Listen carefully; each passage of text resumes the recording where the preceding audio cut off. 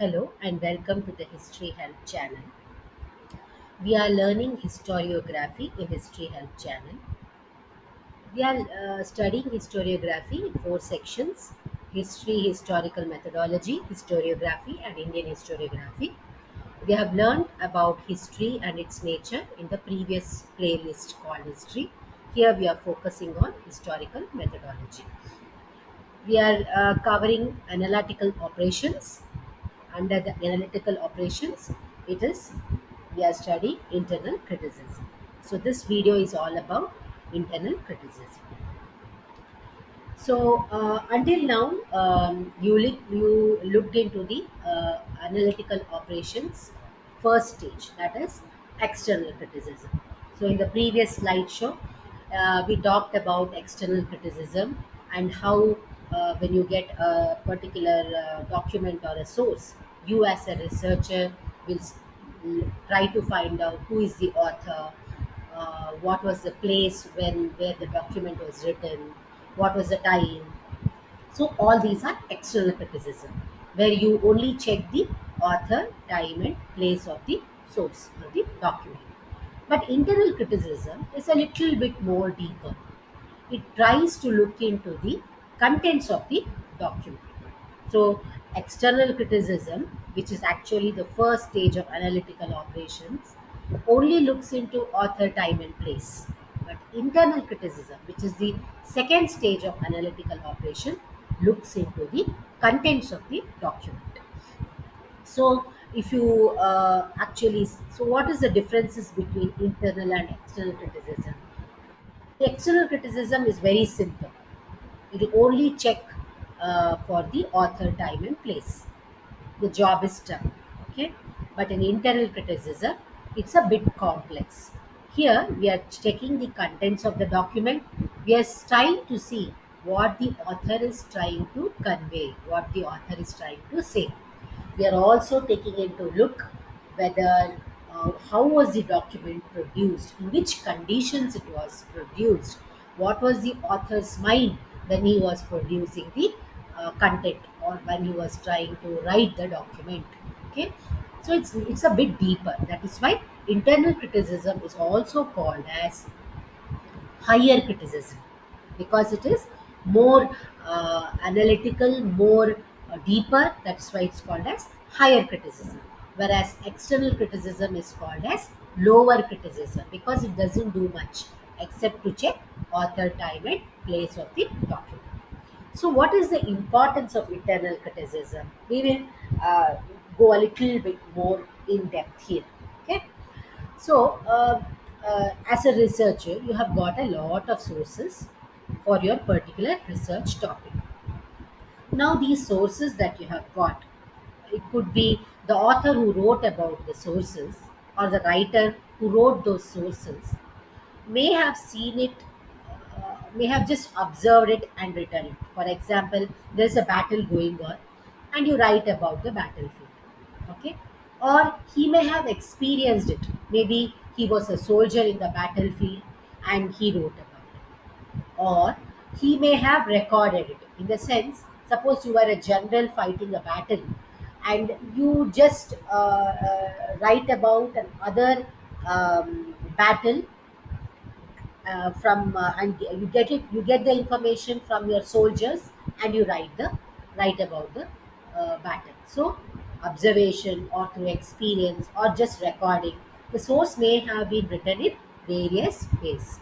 Who will test this? Who will scrutinize this? This is the job of you as a researcher, and this is what you do in internal criticism.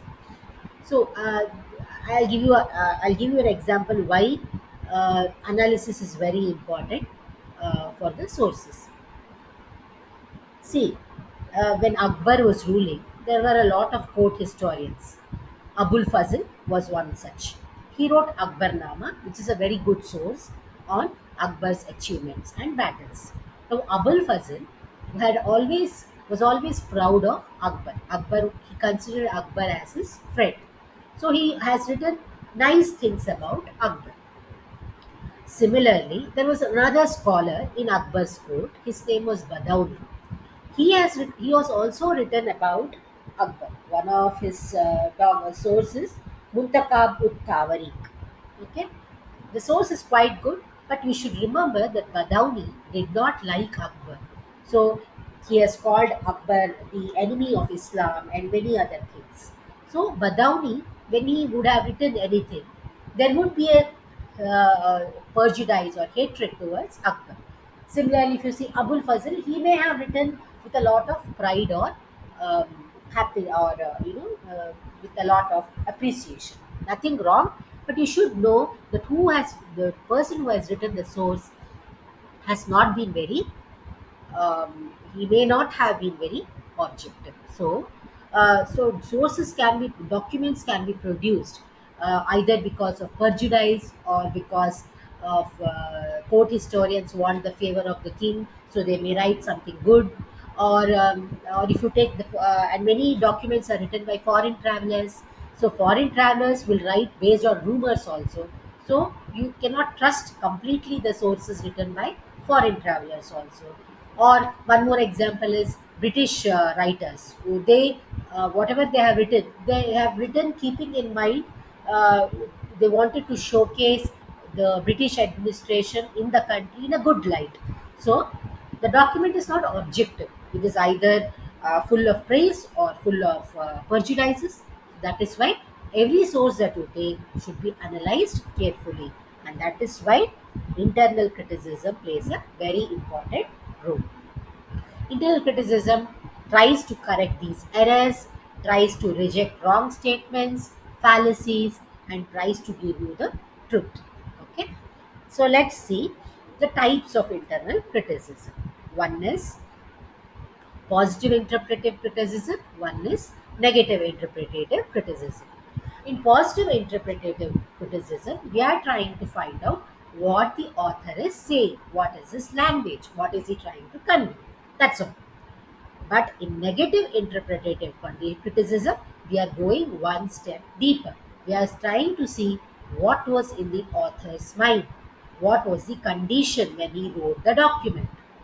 Okay, did he suffer from something? Did he suffer from prejudice? Was he the right person? All this analysis we will do.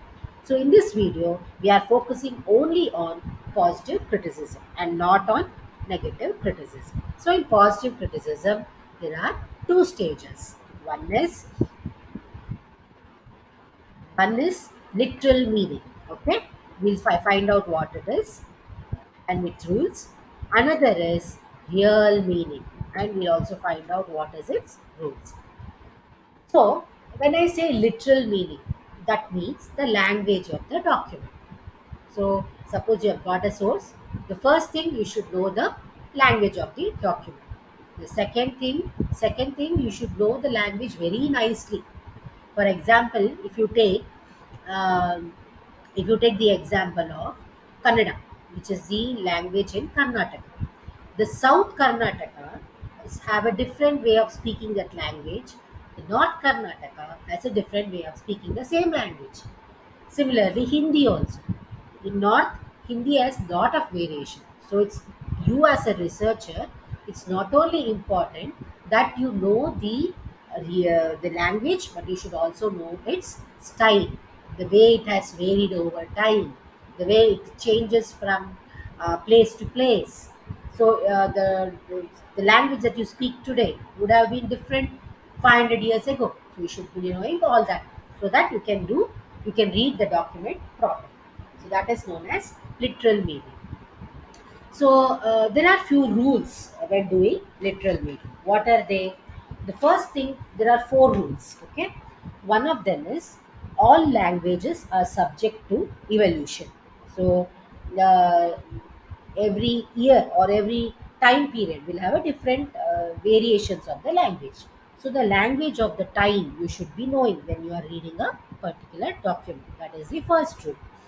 Second rule, the linguistic usage may vary from country to country, okay, and from class to class. So the language that the noble class speak is different from the language that a lower caste person will speak. So it may be the same language, but there are different styles, innotations, tones. So all that you should be known.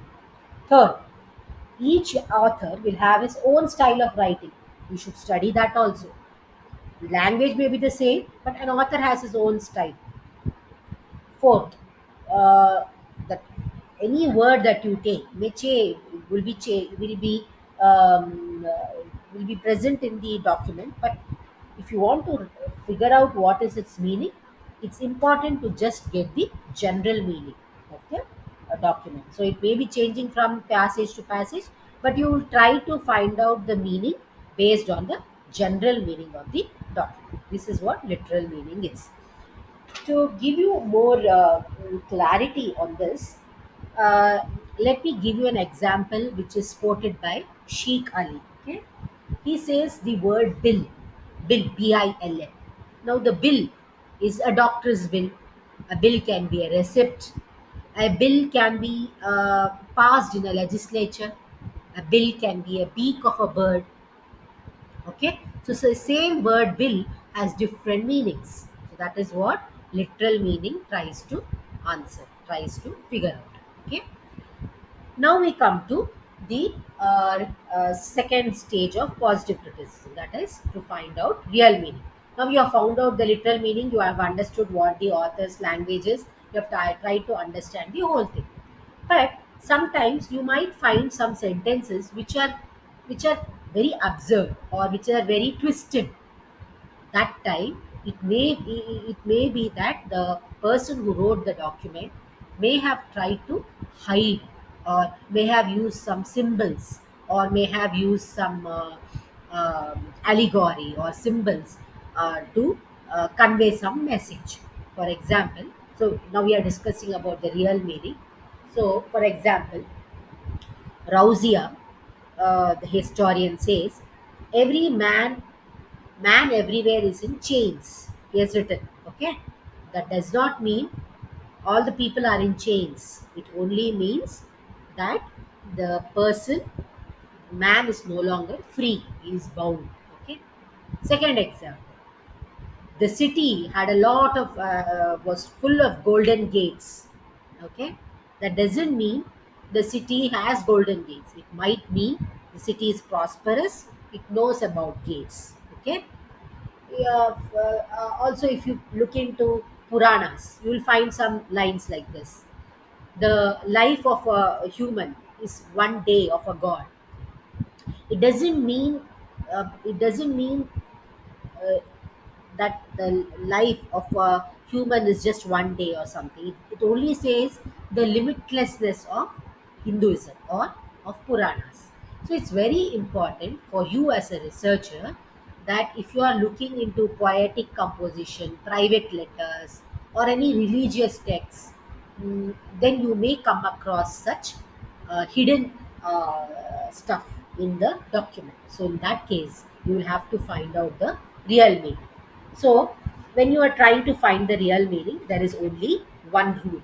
The rule is, um, when the literal sense is absurd, only then try to see if there is a real meaning or there is a oblique sense to it.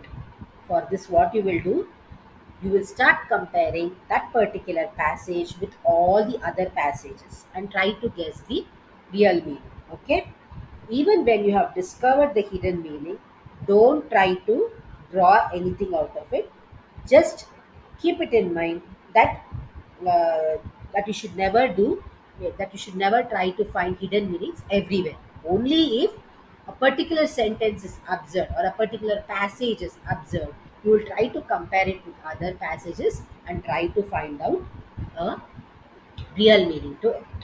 So, the reason for this hidden stuff or hidden meanings came about either because the author knew that his society of his time would understand such meanings, or for example, if you see the medieval paintings, it will show persons lying with a crown.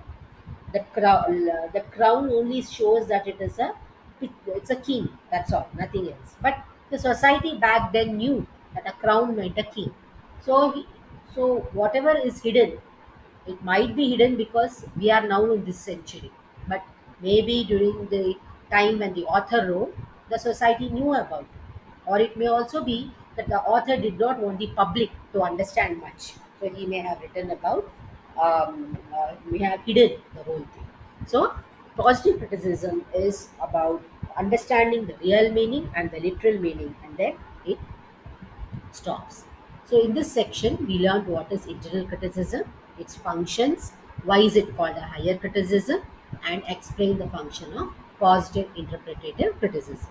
In the next slide, we will be learning about negative interpretative criticism. Thank you.